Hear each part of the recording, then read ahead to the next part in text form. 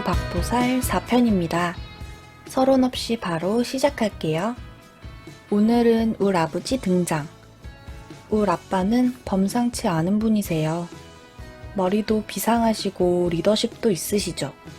또 글재주가 뛰어나셔서 우리 지역 단체장 분들은 연설문을 아빠께 부탁할 정도입니다. 아빠 머리를 닮았다면 어쩌면 저 S대나 의대 갔을지도. 근데 엄마를 닮았네요. 그래서 전 운전을 굉장히 잘해요. 베스트 드라이버죠. 친구들이 저한테 운수업 해볼 생각 없냐고 맨날 물어봐요. 그리고 아빠는 길에 비 맞고 있는 길고양이나 유기견들도 그냥 지나치지 못하시는 카리스마와 부드러움이 공존하는 남자입니다. 단점 2가지. 말이 많으심, 기가 얇으심. 아빠는 8살에 6.25를 겪으셨어요. 68세래요. 저는 늦둥이. 아빠는 학교에서도 1등을 한 번도 놓쳐본 적이 없는 수재셨어요. 늘 급장을 하셨죠. 부푼 꿈을 안고 대학에 진학하셨지만 가정 형편이 어려워 학업을 포기하셨고 커다란 가방을 메고 집집마다 다니며 동동구루무와 립스틱 등 화장품을 파시며 힘들게 돈을 모으셨다고 합니다. 그렇게 마련하신 얼마간의 돈으로 지금 우리가 사는 지역에 정착하셔서 인쇄소를 개업하셨고 그럭저럭 밥만 먹고 살 정도로 유지하시다가 울집에 복댕이. 제가 태어나면서 관공서 일도 아빠가 다 맡아 하시고 사업이 엄청 잘 되기 시작하셨습니다. 시간이 흐른 뒤 제가 중학교 3학년 2학기였을 때쯤 우리 아빠는 평생 직업으로 생각하시던 인쇄업을 정리하시고 건물을 하나 사게 되죠. 엄마가 그 건물을 사기 전에 절에 가셔서 이 건물을 사도 되겠냐고 스님께 여쭈어 봤는데 스님께서 절대 반대라고 하셨어요. 근데 귀 얇은 우리 아빠 굉장한 가격에 그 건물을 사셨습니다. 절친하게 지내셨던 은행 지점장님이 자꾸 사라고 꼬드기셨대요. 지점장 아저씨, 다른 곳으로 발령나셔서 다행이세요. 엄마 분노 게이지 최대치입니다. 아무튼 엄마는 끝까지 반대했지만 아빠는 이미 꽂혀버리셨어요. 한 번 한다면 하는 성격. 부산 사나이세요. 엄만 서울 여자. 1층 목욕탕 여탕 헬스장, 2층 목욕탕 남탕 찜질방, 3, 4, 5층 모텔. 나름 번화가였고 처음엔 장사도 무지 잘 되고 이러다 재벌되는 거 아닌가 했어요. 엄마도 스님의 염려는 잊은 지 오랜지였죠. 역시 사람은 망각의 동물인 거예요. 제 기억엔 우리가 그 건물을 사고 1년이 채 안 된 것 같았어요. 어느 날 남탕 아저씨가 아빠한테 좀 와달라고 하는 겁니다. 아빠가 남탕에 갔더니 목욕탕에 자주 오던 동네 바보 오빠가 열탕 그 뜨거운 물에다가 똥을 싼 거예요. 아빠 아는 사람 아들인데 우리 목욕탕에만 오면 그렇게 해코지를 했어요. 여탕 훔쳐보고 남탕 어지럽히고 헛소리하고 거기에 응갑까지 하다니. 아버지가 엄하게 꾸짖어서 보내셨어요. 며칠 뒤 전 학교 야자를 마치고 가게로 띵가띵가 걸어가고 있는데 앞에 그 동네 바보 오빠가 바쁜 걸음으로 어딘가를 가고 있었습니다. 손에 기름통을 들고 깨끗하게 맑게 자신있게 신나서 걸어가는 모습을 목격했죠. 전 열탕 똥 사건을 생각하며 풋 한번 웃고 가게로 가서 아빠, 엄마와 집으로 갔습니다. 근데 집에 온 지 1시간도 안 돼서 아빠 핸드폰이 벨렐렐레 울리는 거예요. 보일러실 관리를 해주시는 아저씨였는데 목욕탕에 불이 났다는 다급한 전화였어요. 아, 신발 새끼가. 우리 아빠가 똥 싼 거 꾸짖었다고 불을 질렀네요. 어우 쉣, 버킹 새끼. 119와 112가 동시에 출동. 다행히 크게 번진 건 아니라 대충 수습을 하고 현장에 있다가 붙잡혀서 경찰서에 있다는 방화범 오빠를 만나러 갔습니다. 아빠가 도대체 왜 그랬냐고 물으니 아무 대답도 없는 동네 방화범 오빠. 좀 있으니 방화범 오빠 아버지께서 오셨어요. 일단 미안하다고 사과를 하시고 또 보상해 주신다고 합의하자고 하셨습니다. 원래는 법적인 처벌을 받아야 마땅하지만 정신적으로 성숙하지 못한 사람이고 다행히 화재보험도 드러났기 때문에 휴. 일을 마무리하고 경찰서를 나서려는데 갑자기 방화범 오빠가 살기 어린 눈빛으로 난 다 봤다 라고 중얼거렸어요. 자기 아버지한테 등짝 후려맞으며 끌려가면서도 우리 아빠를 쳐다보며 안 된대이, 큰일 난대이, 다 봤다고 계속 이렇게 말하는 거예요. 뭐임? 아빠 전 쿨하게 무시하고 집으로 왔죠. 인테리어를 손보고 다시 영업을 시작한 우리 목욕탕. 어느 주말이었습니다. 전 엄마랑 목욕탕 카운터를 보고 있었는데 이번엔 모텔 봐주시는 이모가 아빠를 다급하게 찾았어요. 장기 투숙 중인 302호 손님이 아침에 슈퍼에서 술을 사오면서 이따가 일주일치 숙박비를 준다고 하고 들어갔다고 합니다. 근데 오후가 되도록 숙박비를 주지 않기에 302호로 전화를 걸었는데 전화를 받지 않았고 이상해서 문을 두드려 봤는데 인기척이 없기에 아빠를 호출한 겁니다. 아빠가 다시 문을 두드려 봤지만 아무런 인기척이 없는 객실 안. 우리 아빠는 촉이 좋으세요. 이거 뭔가 이상하다 싶어 경찰에 전화를 해서 경찰이 왔고 마스터키로 302호 문을 열었더니 302호에 투숙하던 손님이 침대 위에 엎드려 있더라고 합니다.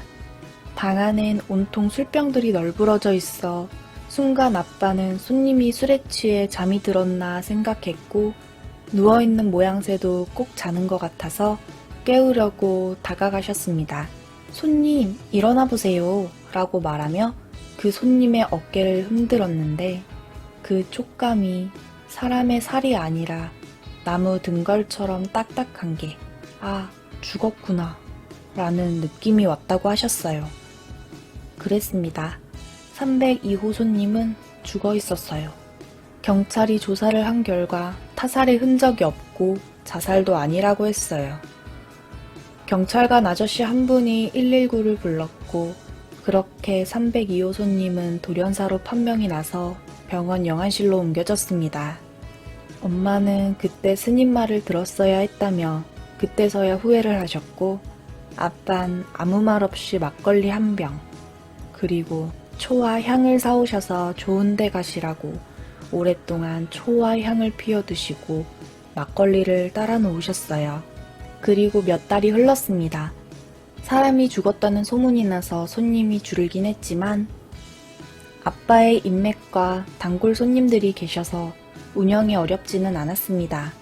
박보살이 심상치 않은 여자라는 것을 알아갈 무렵 친구들이랑 우리 가게에서 단체로 목욕을 느긋했음.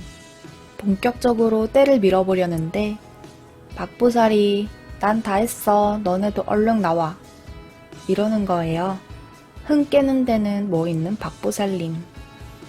우린 때 다 밀고 나간다고 했더니 빨리 나와 심심하다. 자꾸 재촉질하는 망할량. 대충 헹구고 나갔어요.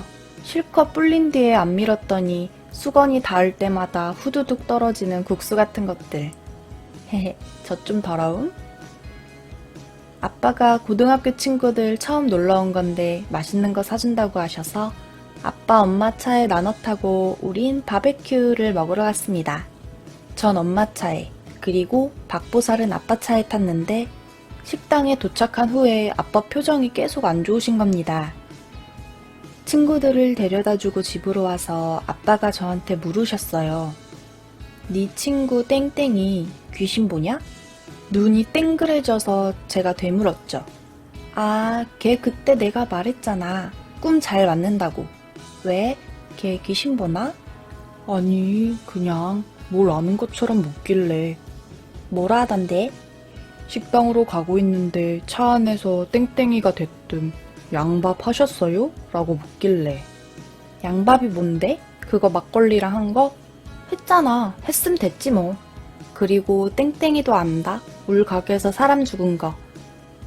그러니까 걱정돼서 묻겠지. 걔 그런데 관심 많아. 아빠 은근히 겁 많네. 아니야. 땡땡이가 그러던데 목욕하다가 뭘 봤대. 뭘 봐? 귀신이라도 봤대? 신경 쓰지 마, 아빠. 내가 내일 땡땡이한테 물어볼게. 신경이 안 쓰이나? 안 그래도 여탕 아줌마가 자꾸 귀신 봤다는데. 목욕탕을 시작할 때부터 여탕에 땜이 쉬는 이모가 귀신을 봤다고 했었습니다. 우리 가족은 여탕 이모가 몸이 안 좋은데 힘든 일을 하니까 기가 약해서 헛것을 본다고 판단했죠. 전 그때 좀 겁대가리 상실했나 봐요. 아빠 말 듣고 정말 하나도 안 무서웠어요. 귀신이 뭐 어쩌라고? 대충 이런 정신상태. 그래놓고 그날 밤 엄마 아빠 사이에서 잠을 청함. 다음날 학교에 가자마자 박보살 취조에 들어갔습니다. 꼬치꼬치 캐물으니 입을 열기 시작한 박보살. 난 사실 영가를 본다. 너가 안 믿을지 몰라도 난 보여. 영가가 없다고 하는 사람들이 있는데 분명히 있어. 난 어렸을 때부터 봤으니까. 이 일로 너가 날 멀리해도 어쩔 수 없어. 이게 나니까.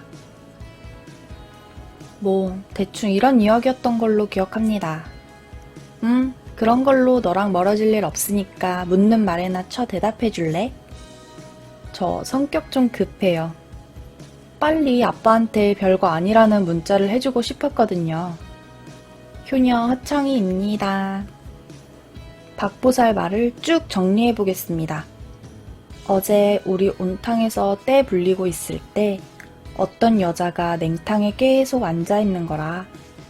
난 진짜 이상해서 계속 힐끔힐끔 봤지. 아, 무서워. 난 진짜 이상해서 계속 힐끔힐끔 봤지. 저 여자 하체 마비 오겠다 싶어서. 근데 일어날 생각을 안 하더라고. 뭔가 이상하다 생각하고 있는데 갑자기 스르르 일어나대? 일어나는 폼을 보니 사람이 아니더라. 하나가 보이기 시작하니까 내가 제정신인가? 싶을 정도로 일어나는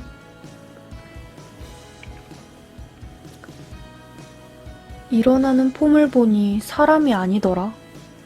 하나가 보이기 시작하니까 내가 제정신인가? 싶을 정도로 탕 안에 사람이 많아지대. 너무 어지러워서 대충 씻고 나왔지. 너네 모텔에서 사람 죽었다길래 기운이 안 좋아서 내가 헛것을 봤나 싶더라고. 그래서 아빠한테 양밥 하셨냐고 물었어. 전 완전 돋았지만 침착하게. 그니까 너도 확실하지는 않지? 라고 물었는데 몰라. 우리 이모가 봐야 알지. 어쨌든 빨리 장사 접는 게 좋을걸? 이라고 말하는 박보살. 문자로 말할 내용이 아닌 것 같아 집으로 와 아빠, 엄마한테 이야기를 했습니다. 지금은 엄마가 박보살 이모님과 친하시지만 그때 엄마는 절에만 다녔지 무속인이 계시는 곳은 가보시지 않으셔서 좀 무서우셨나봐요. 그래서 박보살 이모님께 묻지 않고 엄마가 다니는 절 스님께 물으셨어요. 스님이 가게에 오셔서 둘러보시더니 다른 말씀은 안 하시고 그 건물 사지 말라고 했지 않느냐며 당장 건물을 팔라고 하셨습니다.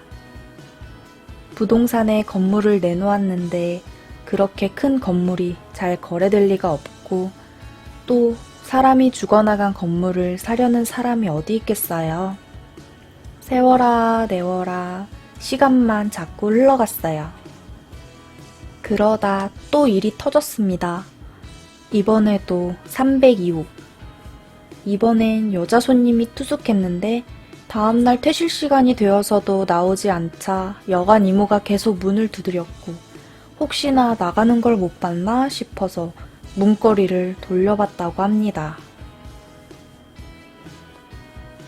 여관 이모의 비명이 온 건물에 울려 퍼졌어요. 302호에 묵었던 여자 손님이 변기에 머리를 박고 숨져 있었다고 합니다. 이번에도 경찰이 왔는데 사인은 또 돌연사였습니다. 미치고 팔짝 뛸 노릇이었죠. 결국 처음 샀던 가격의 반값에 건물을 내놓았더니 타 지역 사람이 건물을 사겠다고 나섰어요. 나중에 알게 된 사실인데 그 자리가 20년 전에 커다란 병원이 있던 자리라고 합니다. 박보살이 받다던 그 수없이 많은 영가들은 그때 병원에서 돌아가신 분들이 아닐까 하는 생각이 들었습니다. 그리고 동네 바보 오빠가 중얼거리던 말, 다 봤다, 안 된다, 큰일 난다. 방화 사건을 저지르고 난 후 이사를 가버렸고 찾으려고 나서면 찾을 수도 있겠지만 뭘 보았는지, 왜 큰일이 나는지 더 이상 알고 싶지가 않아서 덮었습니다. 지금 그 건물 주인이 여러 번 바뀌었고 왠지 모르게 건물이 자꾸 흉해진다는 느낌이 드는 건 왜인지. 어휴, 이번 이야기는 섬찟섬찟하네요. 저 겁도 많은데 큰일이에요. 그래도 다음 5편 기다려 주시겠죠? 구독과 좋아요, 알림 설정까지. 다시 만나요. 안녕.